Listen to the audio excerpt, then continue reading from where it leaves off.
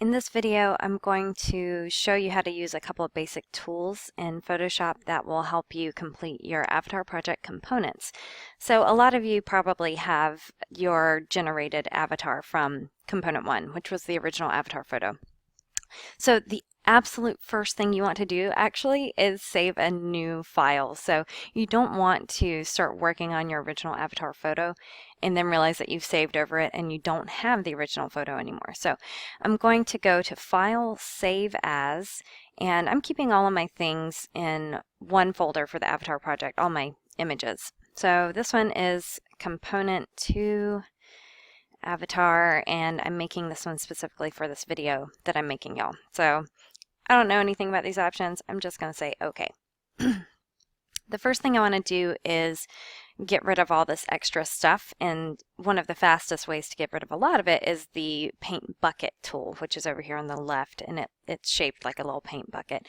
So once you've got the tool, you want to pick what color you want, and these two things right here are the colors you have available. So there's a red and there's a green. This is foreground, background.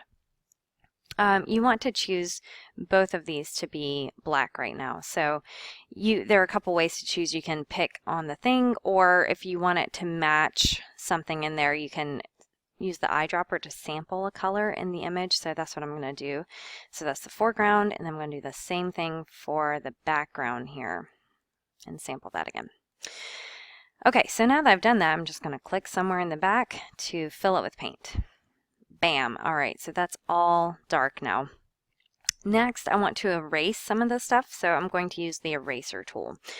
And I've already got my background set up here to be black, so it should work okay. This is the size of the eraser tool. I'm probably going to want something bigger. Yeah, that's way too small. So if I click on the little arrow there, I can change the size to as big as I want. So I'm going to start with, I don't know, that looks like a good size, maybe even a little bigger, because you can always do big stuff first and then come back and do details. So I'm just erasing all of this.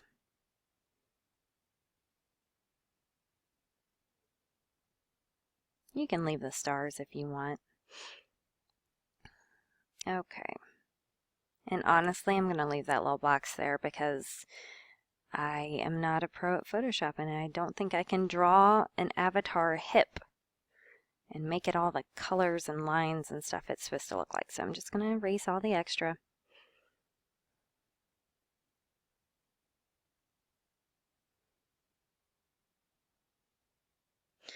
Okay, so you'll see, oh, there's all kinds of fun stuff down here. So I'm trying to avoid her feet, but I'm pretty much just moving quickly. If there's a part of your image you can't see, look for some bars that will allow you to move the image around. See this? Because we're zoomed pretty far out right now. Okay, I'm going to get that, and then the only thing left is the stuff around her head. Now I don't want to use the giant brush for that, and also I'd like to see it a little better. So to zoom in, the fastest way is to hit Control and the plus key. The plus key is up there by all the numbers at the top of your keyboard. So right next to where you see 1, 2, 3, 4, 5, 6 and all that, you'll see a plus key. Now obviously my brush size is way too big now, so we're going to make that a little smaller. Oh, that seems doable. And I'm just holding down the left mouse button and carefully dragging the eraser around the spots I want to erase. And it doesn't need to be perfect, of course. And also, when you post this, you'll be zoomed much farther out. So if there's a little overlap, or if you take a chunk out of your avatar's hair or whatever, or create a little wave like I just did, it's really not that big of a deal. And when you're zoomed in like this, you might see some of these little things, and if they bother you, you can just erase them. Okay, so now we've got the background formatted. I recommend that you go ahead and save. So you can click Control S, or you can go over here and go File, Save As, or Save if that's an option at the moment. The next thing I want to do is bring in some of those attributes. And we talked in class about, well, I was for some reason super obsessed with my avatar having some kind of amphibian characteristics like Grendel or Grendel's mother. So I actually went on Google Images and let's see, you can see I've been Googling Photoshop here, but if we go to the main Google page, all right, it's not going to let me do that. You'll see you can do an image search from here. So go ahead and click on image, and we did this in class as well. I tried using the Adobe stock stuff, but I had trouble with that, and so I think it's going to be simpler for y'all right now to work with Google Images. So I'm going to do the same search that I did in class, amphibian, and I found a cute little, oh, you got to change your search tools first though. Usage rights, this is super important. So labeled for reuse with modification. And I ended up choosing one of these little tree frogs. I can't remember exactly, but it was one of these, and you can right click, well, you can click on it and it will show you a bit more, and then you can right click and choose save image as, and I would just save that in the same folder that you've been using. So once you've done that, jump back over to Photoshop, and what you want to do now is you'll see over here you've got this one thing you're working with. Well, as soon as you want to use more images there, you're going to need to create a new layer. So come over to File, and you want to go all the way down to the fourth section here and say Place Embedded. And this will allow you to put a new picture into the picture you're working with. So this was the tree frog image that I had chosen. And I'm just going to move it over here. If your image is too big to fit without obscuring your avatar, you can change the size over here, but I'm just leaving mine as it is for now. So once I've decided, yep, that's where I want it, because I want it in a place where I can see it and my avatar at the same time. Once that's in the spot you want it, you press the check mark. If you don't like it there, or for some reason you don't want that to be there anymore, you can always press the no, never mind. So, but I'm going to leave it there, check mark. Okay, so there are two things I want to do with the picture of the frog here. Number one, I want to turn her face this color because then I get the bonus. It's like kind of amphibian like Grendel and Grendel's mom, but also green like the Green Knight. So a kind of double attribute for me. And I want some of the texture of this frog's skin. So first, I want to decide which parts of her body I want to change. So I'm going to go for her skin, and I'm going to do that in three parts. I'm going to do her face and her feet, and then I'm going to try her fingers. We'll see how it works, but I'll probably just show you one of those on the video so that I don't take up too much time. But there's this great tool called the magic wand, which seems very appropriate for our supernatural bodies. And you can click, and it also, oh, see, this is actually, I'm glad I did this. Because the last thing I did was embedded this image, that is the current layer that we're working on, but we actually want to be working on the avatar layer. So we have to come back over here to the right side of the screen and click on that. And once that's selected, then I can use my magic wand to select some part of her. So I can do her elbow, her whole body. You can kind of click around until you get the thing you want. I want her face. And now I want her face to be this color, so we're going to use that fill bucket tool again. And again, let me choose the foreground color that I want, which is from Mr. Frog here. I want it a little brighter than that. And you can click around until you get the exact color you're looking for. So like his head is a little brighter green. And then there's more of an army green there, but I'm going to go with this green.